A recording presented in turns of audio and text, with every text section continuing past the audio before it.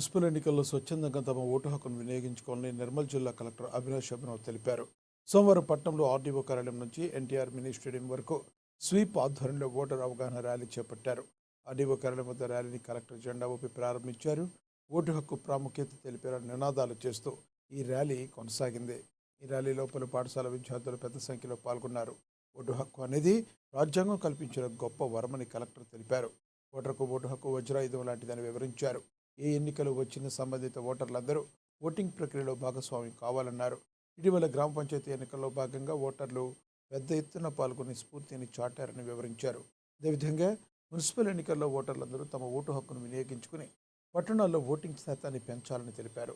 Municipal ఎన్నికల్లో ఓటర్లందరూ ఎటువంటి ప్రలోభాలకు లొంగకుండా నిర్భయంగా తమ ఓటు హక్కును వినియోగించుకోవాలని కోరారు.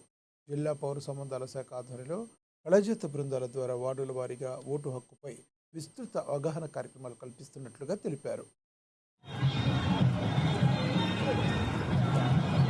ఈ వార్డు వారీగా కూడా మన కళా బృందం వాళ్ళు పోయి ఓటర్ అవేర్నెస్ గురించి మాట్లాడతారు.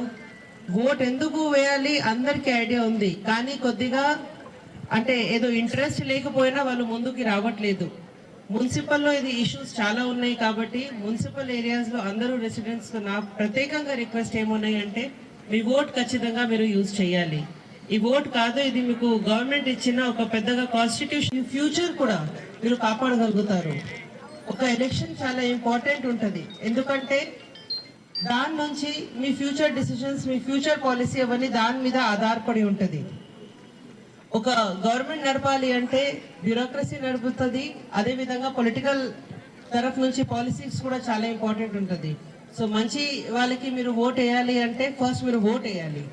చాలా మంది ఓట్ ఆప్షన్సే వాడట్లేదు కాబట్టి 60%, 40% కొన్ని ప్లేసెస్లో ఓట్స్ మీరు వాడుతున్నారు. అంటే ఇది చాలా చాలా లెస్ ఉన్నాయి. ఒకవేళ అందరూ ఓట్ వేస్తే డెఫినెట్గా మీరు మీ ఇష్యూస్ గురించి మీకు ఐడియా వస్తుంది, అవేర్నెస్ వస్తుంది. అదేవిధంగా మీ దగ్గర వచ్చి చాలా మంది ఓట్ అడుగుతారు. అడగడానికి ఏం ఇష్యూ లేదు, ఖచ్చితంగా అడగాలి. మీరు ఎలాంటి ప్రెషర్ లేకుంటే, ఎలాంటి ఇన్ఫ్లుయెన్స్ లేకుంటే ఓట్ ఇవ్వండి. అది చాలా చాలా ఇంపార్టెంట్ ఉన్నాయి. ఎందుకంటే ఓటర్ ఇన్ఫ్లుయెన్స్ కూడా రిప్రజెంటేషన్ ఆఫ్ పీపుల్ యాక్ట్ కింద ఒక పెద్దగా క్రైమ్ ఉంది. అదేవిధంగా ఒకవేళ మీరు ఎన్నికలో అవేర్నెస్ లేదు అంటే మీ ఫ్యూచర్ పోతుంది.